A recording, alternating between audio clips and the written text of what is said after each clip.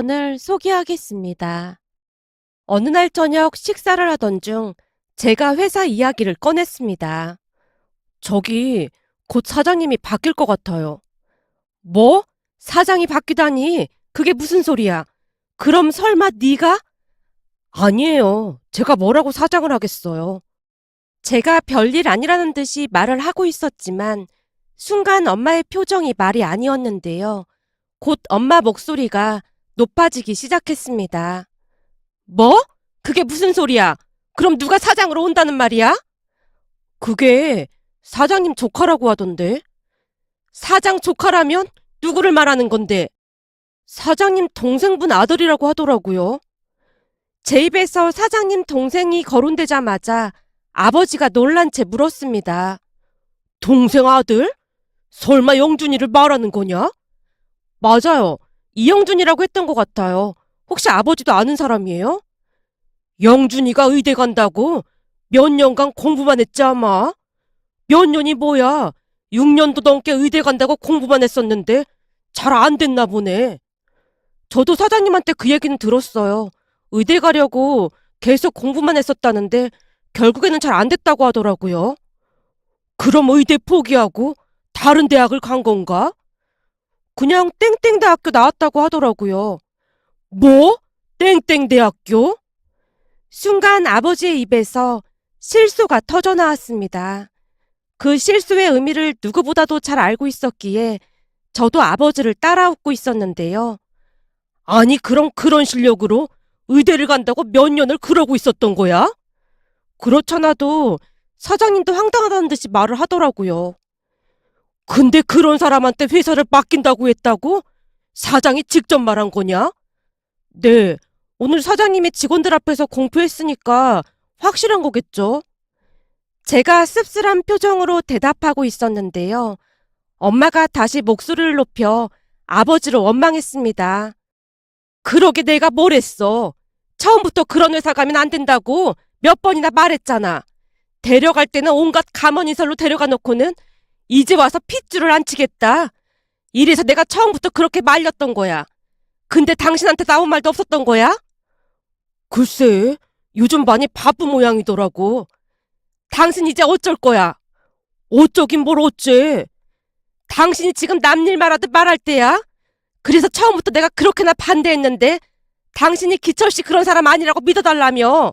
근데 이제 와서 우리 아들 팽당하게 생겼는데 이제 어쩔 거냐고. 당신은 무슨 말을 그렇게 해? 우리 아들이 팽을 당하긴 무슨 팽을 당했다고 그래. 지금 이게 팽당한 게 아니면 뭐냔 말이야. 서울대 나와서 앞날에 창창한 우리 아들 데리고 가면서 회사 키워서 사장 시켜준다고 말할 때는 언제고 이제 와서 말을 바꾸는 게 어딨냔 말이야. 거기다 당신한테 말 한마디도 없었다며. 이건 그냥 고의적인 거야. 우리 아들 낙동강 오리알 됐는데 이제 어쩔 거냐고. 엄마가 분노 가득한 표정으로 아버지를 쏘아보고 있었습니다. 여보, 진정 좀 해봐. 기철이랑 내가 하루 이틀 본 사이도 아니고 한 동네에서 나고 자란 형제 같은 친구야. 다른 사람은 다 뭐라고 해도 난 기철이 믿어. 지금 이 상황을 보고도 그런 말이 나와? 내가 보기엔 기철씨 마음이 돌아선 거야. 생각해봐. 사업도 확장할 정도면 돈도 많이 벌었겠다. 우리 같은 사람들을 신경이나 쓰겠어? 글쎄 섣부르게 행동하지 말라니까. 그 와중에도 아버지는 친구인 기철 사장님을 굳게 믿고 있었습니다. 하지만 그와는 반대로 엄마가 짜증스레 제게 말했어요. 아들, 너 그 회사에서 당장 나와. 네가 뭐가 아쉬워서 그러고 있어. 완전 모르는 사람도 아니고 사장님이 아버지 친구인데 어떻게 그래. 친구인데 이따위로 대접을 해? 먼저 말을 바꾼 건 우리가 아니라 기철 사장이잖아. 엄마, 이 일은 내가 알아서 할 테니까 너무 신경 쓰지 마. 다른 사람 일도 아니고 내 자식 일인데 내가 지금 신경 안 쓰게 생겼어? 엄마가 답답하다는 듯이 울상을 짓고 있었습니다. 그 모습에 아버지는 입을 꾹 다물고 있을 뿐이었고요. 그 뒤에도 엄마는 계속해서 이직을 하라고 했지만 그동안 사장님이 워낙 잘해주셨던지라 그럴 수가 없었습니다. 새로운 사장이 오기 며칠 전 사장님이 저를 따로 불러서 밥을 사주며 말했어요. 김 과장, 아니지. 지금은 개인적인 자리니까 편하게 말하마. 성우야, 기분 많이 나빴지? 이번에 새로 오시는 사장님 건 말씀하시는 거예요? 그래. 내가 너 데리고 올 때 나중에 너한테 사장짜리 주겠다고 했잖니? 그런데 갑자기 그래서 많이 서운했지? 사장님의 얼굴에서 당혹스러움마저 느껴졌기에 제가 오히려 사장님을 위로했습니다. 아닙니다. 그러시는 이유가 있지 않을까 생각했습니다. 미안하다, 성우야. 이 와중에 내가 이런 부탁을 해서 정말 미안한데 새 사장이 와도 일을 잘 모를 거야. 그러니까 성우가 잘 좀 알려줬으면 좋겠구나. 알겠습니다. 되도록 빨리 적응할 수 있도록 최선을 다해보겠습니다. 그래, 난 너만 믿고 있으마. 식사가 끝난 뒤 사장님이 급히 자리를 이동하는 모습이었는데요. 식사를 하는 내내 제게 새로운 사장을 잘 부탁한다는 말만을 할 뿐이었습니다. 그런 사장님의 모습에 저도 사람인지라 약간은 서운할 수밖에 없었는데요. 제게 미안함보다는 새로운 사장님을 걱정하고 있는 게 역력해 보였으니까요. 그러면서 문득 엄마의 말이 머릿속을 스치고 지나갔습니다. 돈 좀 벌었다고 사람이 변한 거라니까. 결국 우리 아들이 자기 핏줄이 아니라고 팽시킨 거야. 엄마는 그 말을 매일같이 반복하고 있었어요. 그래서 그랬는지는 잘 모르겠지만 약간은 배신감 같은 것이 느껴지면서 서운한 마음을 감출 수가 없었습니다. 엄마 말처럼 저는 처음부터 이 회사에 들어올 생각이 추호도 없었으니까요. 그런 저를 사장님이 어르고 달랬습니다. 성우야, 지금은 아주 작은 회사지만 이 아저씨가 잘 키울 자신 있다. 그러니까 네가 조금만 도와다오. 그러다 나중에 내가 사업을 확장하면 네가 이 회사를 맡아서 운영하면 되잖니. 제가 회사 운영을요? 네 꿈이 사업하는 거라며. 그러니까 일찌감치 준비하는 게 낫지 않겠어? 사장님이 온갖 감언이설로 저를 꼬신 건 분명했습니다. 엄마는 그런 사장님을 못마땅해하며 저를 말렸고요. 옛말에 화장실 들어갈 때만 하고 나올 때 마음이 다르다는 말이 있어. 서울대 나온 네가 뭐가 아쉽다고 그런 조그만 회사에서 시작을 하려고 해. 이왕이면 큰 물에서 놀아야지. 내가 직접 회사를 키워서 운영하는 것도 나쁘지 않잖아. 나쁜 조건은 아닌 것 같은데? 엄마가 말했잖아.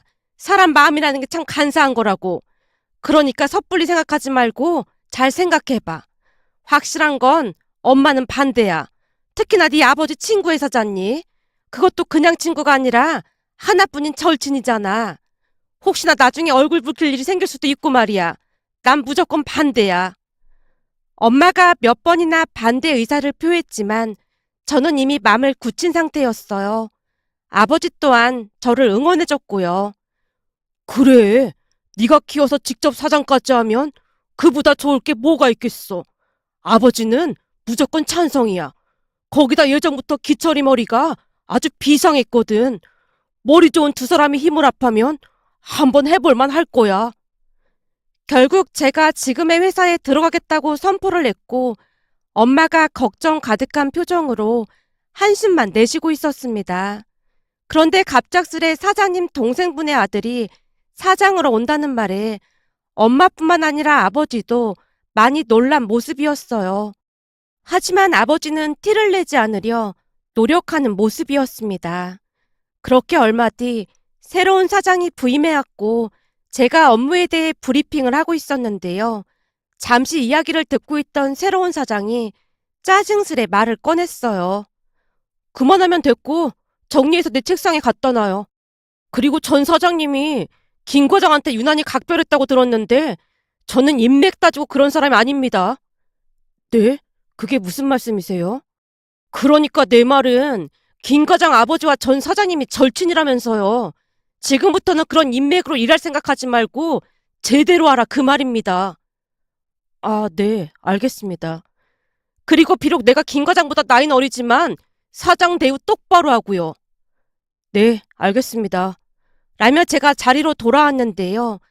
전 사장님과는 달라도 너무나 달라 보였습니다. 그냥 보더라도 저를 견제하고 있다는 게 느껴졌다고 해야 할까요? 사장이 바뀌고부터 제 인생도 성두리째 바뀌어가고 있었는데요. 틈만 나면 사장이 저를 못 잡아먹어서 안달이 났다고 해도 과언이 아니었거든요. 거기다 사장이 바뀌면서 조금씩 균열 같은 것이 생기기 시작했습니다. 그동안은 잘 모르고 있었는데 서대리가 제게 불만이 꽤나 많았던 모양으로 마치 간신배 마냥 사장 옆에서 이간질을 했어요. 어느 날은 격리 주연 씨가 제게 귀뜸을 해주기도 했습니다. 김 과장님, 그동안 몰랐는데 서대리가 좀 그렇더라고요. 그러니까 서대리 조심하세요. 서대리가 왜요? 제가 주연 씨에게 묻자 서대리와 있었던 일을 이야기해줬습니다. 평소 서대리가 주연 씨에게 관심이 많았던지라 약간은 으스대면서 말을 했다네요. 내가 주연 씨니까 특별히 말해주는 건데 김 과장은 이제 한물 간 것 같으니까 주연 씨도 라인 잘 타야 할 거야. 이 작은 회사에서 라인 탈 게 뭐가 있다고 그래요? 없긴 왜 없어. 작은 회사일수록 이 라인이 엄청 중요한 거야. 그래야 회사를 편하게 다닐 수 있을 거 아니야. 거기다 승진도 해야 하는데 당연히 라인을 잘 타야 하는 거지. 김 과장만 봐도 그렇잖아. 전 사장님한테 예쁨 받으니까 바로 과장 달고 승승장구했었잖아. 물론 하루아침에 낙동강 오리알 신사가 됐지만 말이야. 김 과장님은 서울대 나온 인재잖아요. 거기다 우리 회사 일을 모르는 게 없을 정도로 다 알고 있고요. 사람들이 맨날 그런 소리를 하던데 대체 일을 뭘 많이 알고 있다는 거야? 진짜 몰라서 하는 소리예요? 서 대리님은 제가 하는 일 할 줄 알아요? 그러니까 제가 며칠 자리 비우면 제 일 대신 할 수 있냐고요. 내가 격리 일을 어떻게 해? 거봐요. 못하잖아요. 근데 김 과장님은 제가 없어도 완벽하게 해낼 수 있을걸요? 한마디로 김 과장님 없으면 회사가 멈출 수도 있다 그 말이에요. 에이, 그건 오바다. 김 과장이 일을 많이 한다고 쳐도 회사가 안 돌아가긴 왜 안 돌아가겠어? 원래가 다 돌아가기 마련인 거야. 그러니까 주연 씨도 그만 라인 정리하고 우리 쪽에 붙으라고. 나중에 땅을 치고 후회하지 말고. 요즘 사장님이 나를 완전 신뢰하고 있거든. 서대리가 비아냥거리며 한참 동안이나 제 뒷담화를 했다네요. 서대리 이야기를 전달해주던 주연 씨가 다시 말을 이어갔습니다. 그러니까 김 과장님도 서대리 조심하세요. 제가 보니 지금 사장님한테 미주알 고주알 다 일러바치는 모양이더라고요. 그거야 본인 선택이니 어쩔 수 없는 거죠 뭐. 우리는 그냥 하던 대로 일하면 되는 겁니다. 과장님이 걱정되니까 하는 말이죠. 암튼 서대리 조심하세요. 주연 씨가 다시 한번 말을 하고는 제 눈치를 보고 있었습니다. 그 뒤 주연 씨 말처럼 많은 일들이 일어났는데요. 사장 옆에서 서대리가 아부를 일삼으며 받들어 모시고 있었거든요. 혹시나 회식 자리에서 사장이 담배 심부름을 시키기라도 하면 서대리가 허리까지 숙여 담배를 갖다 바치기도 했습니다. 그 모습에 다른 직원들 모두가 혀를 내두르고 있었는데요. 주연 씨 입에서 감탄사가 터져나왔어요. 와, 진짜 서대리 장난 아니네요. 저러다 허리가 남아나질 않겠어요. 그러게, 정일 지켜봤는데 서대리 허리 펴는 걸 못 봤다니까. 저 정도로 정상인데 나중에 차기 사장님 되는 거 아니에요? 혹시 모르니까 서대리한테 잘 보여야겠네요. 주연 씨와 직원들이 쑥덕거리는 소리가 들려왔습니다. 그런데 그런 와중에 사장이 갑자기 벌떡 일어나더니 저를 보며 비아냥댔습니다. 우리 회사 인재인 김 과장님은 내가 마음에 안 드는 모양입니다. 그게 무슨 말씀이세요? 아니, 우리 큰아버지께서 김 과장 중심으로 일을 하라고 하길래 엄청 기대를 하고 있었거든요. 근데 내가 보니 그동안 뻥튀기가 많이 된 것 같아서요. 사실 김 과장은 서울대 나온 것 빼놓고 뭐 볼 게 있나요? 그동안 큰아버지가 예뻐해서 모든 게 과장된 게 아닌가 하는 생각이 들더라고요. 제가 뭐 잘한 게 있겠습니까? 저는 그냥 사장님이 지시하는 것만 했을 뿐인걸요. 내 말이 그 말입니다. 요즘은 창의적인 생각을 하는 게 엄청 중요한데 김 과장은 그런 창의성에서 많이 떨어지더라 그 말입니다. 아무래도 큰아버지께서 그걸 보고 저를 이 자리에 앉힌 것 같고요. 제가 들어보니 원래 이 자리가 김 과장 자리였다면서요? 그래서 직원들이 다들 큰아버지보다도 김 과장 눈치를 더 많이 봤다면서요? 글쎄요. 그건 저도 잘 모르겠습니다. 사장의 말에서 가시가 잔뜩 느껴졌기에 제가 대답을 회피했는데요. 모를 리가 없겠죠. 그동안 이 회사에서 왕노릇을 했으면서. 사장님, 저는 절대 왕노릇을 한 적이 없습니다. 그래요? 왕노릇을 한 적이 없다고요? 그럼 다들 왜 그렇게 김 과장 눈치를 보고 있는 겁니까? 내가 뭐만 물어보면 김 과장한테 확인을 해봐야 한다는 말을 달고 살던데 이래도 내 말이 틀렸다는 말입니까? 사장님, 그건 오해가 좀 있는 것 같습니다. 오해요? 무슨 오해요? 그건 아무래도 제가 업무를 다 알고 있다 보니 실수를 하지 않기 위해 직원들이 저한테 확인을 하고 있는 것뿐입니다. 중기청이나 그런 곳에 보낼 서류는 꼼꼼하게 봐야 하는 부분이 있어서요. 중기청? 그게 뭔데요? 네? 아, 그게 순간 말문이 막혀서 제가 당황한 채 있었는데요. 사장 옆에 있던 서대리가 급히 사장에게 알려주고 있는 듯해 보였습니다. 그 모습에 정말 한심할 수밖에 없었는데요. 비록 부임받아온 지 얼마 되진 않았지만 전체적인 회사 흐름을 파악했어야 함에도 사장은 일에 전혀 관심이 없는 듯해 보였습니다. 보고를 하러 갈 때마다 못 알아듣는 부분이 너무나 많았으니까요. 그 부분에 대해 설명을 하려고 하면 짜증부터 내기 일쑤였고요. 그랬으니 저도 더 이상 알려주고 싶지가 않았습니다. 암튼 서대리가 사장 귀에 속삭이고 있던 순간 저도 모르게 한숨이 새어나오고 말았는데요. 그도 그럴 수밖에 없었던 것이 전 사장님과 힘들게 일궈낸 회사의 앞날이 그저 깜깜하기만 했으니까요. 하지만 사장은 자존심만 센 그런 사람이었어요. 특히나 제게 불만이 많았고 어떻게든 저를 깎아내릴 생각밖에 없는 사람 같아 보였으니까요. 회식날 제가 한숨 쉬는 걸 본 사장은 더욱 본격적으로 갈구기 시작했습니다. 일적인 부분에서 수도 없이 사람을 달달 볶아댔을 정도였는데요. 어느 날은 사장이 제게 단도직입적으로 말을 꺼냈습니다. 김 과장, 앞으로는 서대리 통해서 보고하도록 해주세요. 오해는 하지 말고 내가 지켜보니까 서대리가 김 과장보다 훨씬 알아듣기 쉽게 잘하더라고요. 사장이 한껏 깔보며 희죽거리고 있었습니다. 그 말에 저도 더 이상 상대하고 싶지 않아 대답했어요. 네, 알겠습니다. 그럼 그렇게 하겠습니다. 김 과장, 혹시 기분 나쁜 건 아니죠? 아닙니다. 제가 기분 나쁠 일이 뭐가 있겠습니까? 이래서 서울대 나온 게 전부가 아니라는 겁니다.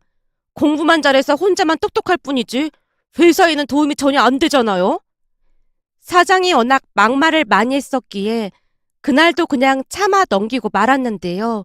저도 사람인지라 시간이 갈수록 점점 비위가 상해갈 수밖에 없었습니다. 하지만 저는 이를 악물고 참고 또 참았습니다. 그러다 어느 날은 결국 폭발하고야 말았는데요. 그날따라 주연 씨가 제게 말을 꺼냈습니다. 과장님, 직원들이 과장님이랑 저녁에 술 한잔 하고 싶다고 하는데 같이 갈 수 있어요? 오늘이요? 오늘은 여자친구 만나기로 해서 좀 어려울 것 같은데요. 과장님, 여자친구한테 엄청 잘하는 거 다 알고 있어요. 그치만 사장님 바뀐 뒤로 직원들이 너무 힘들어하고 있어서 과장님이 관리를 좀 해줘야 할 것 같아요. 제가 주제넘게 이런 말하기 좀 그렇긴 하지만 지금 우리 회사에 과장님밖에 믿고 의지할 사람이 없잖아요. 그러니까 같이 가서 직원들한테 따뜻한 말 한마디 해주세요. 서대리 때문에 다들 불만이 이만저만이 아니란 말이에요. 이러다 직원들이 한꺼번에 그만두면 진짜 큰일 나잖아요. 주연 씨의 말을 거절할 수가 없어 여자친구에게 전화를 걸어서 약속을 취소한 뒤 직원들과 저녁 식사를 하게 되었습니다. 평소 직원들이 좋아하던 초밥집이 있어서 그곳에서 식사를 하며 이런저런 대화를 하고 있었는데요. 아무래도 서대리가 염탐을 하고 있었던 모양으로 잠시 후 사장이 초밥집으로 들어오는 게 아니겠어요. 그 모습에 모두가 놀란 채 자리에서 벌떡 일어나고 말았는데요. 순간 사장의 입에서 기가 막힌 말이 터져나오기 시작했습니다. 김 과장, 이제 보니 내 뒤에서 사람들 선동하고 있었던 겁니까? 네? 그게 무슨 말씀이세요? 그렇잖아요. 이런 자리 만들어서 사장 뒷담화나 하고 그러고 있는 거 아닙니까? 잔뜩 흥분한 사장의 얼굴이 시뻘겋게 달아올라 있었습니다. 그리고는 하지 말아야 할 말까지 하고 말았어요. 김 과장, 내가 보니 이 초밥집 가격이 꽤 비싸던데 회사 카드로 이런 곳에서 밥이나 먹고 있고 이래도 되는 겁니까? 내가 보기엔 김 과장이 하는 일보다 연봉이 너무 많다는 생각이 드네요. 당장 법인카드 반납하세요. 라며 사장이 뒤를 돌았습니다. 그 순간 저도 모르게 이성을 잃게 되었고 제가 사장에게 소리쳤어요. 사장님이 그렇게 생각하신다면 저는 회사를 그만두겠습니다. 지금 회사에 들어가서 사직서 작성하고 짐 정리해서 나오겠습니다. 김 과장, 지금 나를 협박하는 겁니까? 일개 과장 따위가 감히 어떻게 사장님을 협박하겠습니까? 능력 없는 저는 이만 물러날 테니 건승하시길 바라겠습니다. 아무래도 술이 조금 들어갔던지라 더욱 이성을 잃었던 게 아니었나 싶었습니다. 그런데 제가 말을 끝내고 그곳을 나오려고 하던 찰나에 다른 직원들도 반기를 들고 일어났습니다. 그럼 저도 그만두겠습니다. 김 과장님 안 계시면 회사 일이 안 돌아갈 게 뻔한데 저도 못 다니겠습니다. 저도 그만두겠습니다. 라며 다른 직원들도 저를 따라 나서고 있었습니다. 그 모습에 사장이 괴성을 질러댔어요. 그래 다들 그만둬. 니들이 그런다고 내가 무서워할 줄 알아? 거만한 사장의 목소리가 식당 안을 가득 메웠는데요. 그 모습만 보더라도 회사 일을 얼마나 파악하지 못했는지 알 수가 있었어요. 결국 저는 회사에 사표를 냈고 짐을 챙겨서 나왔습니다. 나머지 직원들을 말리기도 했지만 이미 잔뜩 겁에 질린 직원들은 자포자기한 모습이었어요. 과장님 나가시면 중기청 일부터 세금 문제, 무역 관련 업무까지 우리가 어떻게 해요? 그동안 배우긴 했지만 그게 쉽게 할 수 있는 일이 아니잖아요. 거기다 미수금 받는 것도 과장님이니까 받아온 거지. 우리가 가면 씨알도 안 먹힐걸요? 월급도 많지 않은데 스트레스 받으면서 일하고 싶지 않습니다. 거기다 사장보다 서대리 비위 맞추는 것도 더 이상 못하겠고요. 그렇게 우리는 짐을 싸서 회사를 나와버렸습니다. 집으로 가던 중 여자친구에게 전화를 해서 나오라고 했는데요. 여자친구 나영이가 제 얼굴을 보자마자 물었어요. 성우야, 무슨 일이야? 나영아, 진짜 미안한데 더 이상은 못할 것 같아. 못하다니? 뭘 못해? 나 지금 회사에 사표 내고 나오는 길이야. 뭐? 사표를 냈어? 제 말에 나영이가 울상을 짓고 있었습니다. 내가 웬만하면 참으려고 했는데 도저히 못 참겠더라고. 제가 그날 있었던 이야기를 해줬고 나영이가 긴 한숨을 내쉬고 있었습니다. 성우야, 그럼 우리 아빠랑 의논을 해봐야 하는 거 아니야? 사실 그동안 내가 이 회사를 다닌 것도 다 너 때문이었잖아. 그건 나도 알지. 대학 졸업하고 너 대기업도 붙고 그랬었잖아. 근데 우리가 연인 관계라 우리 아빠 회사에 간 거 나도 잘 알고 있지. 그때 우리 엄마가 가지 말라고 난리였잖아. 우리 엄마는 내가 사장 자리가 욕심나서 간 줄 알고 있거든. 근데 부모님께 너랑 사귄다는 말도 못하고 우겨서 갔던 거잖아. 우리가 무슨 큰 잘못을 한 것도 아니고 그냥 밝혔어야 했던 게 맞는 것 같아. 지금 이 상황이면 우리 엄마가 너네 아버지 엄청 원망할 것 같거든. 난 너랑 결혼할 생각까지 하고 있는데 이러다 괜시레 원수가 되는 게 아닌가 싶어. 아빠가 영준이를 회사 사장으로 앉힌다고 할 때부터 이런 일이 생길 줄 알았다니까. 사실은 그것 때문에 엄마랑도 다투고 이혼까지 할 뻔했어. 어머님은 왜? 당연히 절대로 영준이 앉히지 말라고 했지. 보나마나 회사 망한다고 말이야. 근데 이번에는 아빠도 고집을 꺾지 않더라고. 우리 생각에는 핏줄을 우선으로 생각하는 그런 기분이었다고 해야 하나? 암튼 좀 그렇더라고. 그래서 그때 나도 너랑 사귀는 사이라고 말을 할까 말까 고민을 좀 했었거든. 그럼 네가 핏줄은 아니어도 사이가 되는 거니까 괜찮지 않을까 싶었거든. 근데 차마 입이 떨어지지 않더라고. 날 때부터 우리 둘이 남매처럼 자란 사이인데 다들 얼마나 충격을 받겠어. 이해해. 하긴 나도 입이 안 떨어지긴 하더라. 근데 내가 회사를 그만뒀어도 난 너랑 결혼할 거니까 그런 줄 알고 있어. 이런 일로 우리가 헤어지거나 그러지는 않을 거니까. 그건 나도 같은 생각이니까 너무 걱정하지 마. 암튼 일이 이렇게 돼서 마음이 좋지는 않은데 난 성우 너 믿어. 라며 나영이가 위로를 해줬습니다. 사실 나영이와 저는 남매처럼 지낸 사이였는데요. 매일같이 가까이서 어울리다 보니 대학 다닐 때도 하루가 멀다 하고 만났고 그러다 보니 연인 사이로 발전을 하게 되었어요. 하지만 가족들은 우리를 그저 친한 남매처럼 생각을 해왔기에 차마 사실을 밝히지 못한 채 시간만 보내고 있었고요. 그 와중에 일이 이렇게 될 줄은 꿈에도 몰랐답니다. 그렇게 사표를 낸 뒤 회사가 발칵 뒤집어졌던 모양이었습니다. 그제서야 서대리에게 전화가 걸려오고 난리도 아니었거든요. 하지만 저는 서대리 전화번호를 차단해버렸습니다. 그랬더니 사장이 직접 전화를 하기 시작했어요. 그마저도 차단해버렸고요. 또다시 며칠이 지났을까요? 이번에는 전 사장님께 전화가 걸려와서 어렵게 전화를 받았는데요. 순간 사장님이 제게 기가 막힌 말을 하는 게 아니겠습니까? 성우야, 지금부터 휴대폰 꺼놓고 회사에서 걸려오는 전화는 받지 마라. 네? 그게 무슨 말씀이세요? 넌 그냥 내가 시키는 대로 하기만 하면 돼. 라며 전 사장님이 전화를 끊었습니다. 그 뒤 저는 휴대폰을 꺼놓은 채 전화를 받지 않았는데요. 나영이가 집에 찾아와서는 기가 막힌 말을 꺼냈어요. 성우야, 놀라지 말고 들어. 더 이상 놀랄 게 뭐가 있겠어. 근데 사장님께서 나보고 휴대폰 꺼놓으라고 하시던데 무슨 일이 생긴 건지 걱정이 되긴 하더라고. 아, 그거 말이야? 알고 봤더니 우리 아빠가 작정하고 그런 거더라고. 뭐? 작정하고 그랬다니?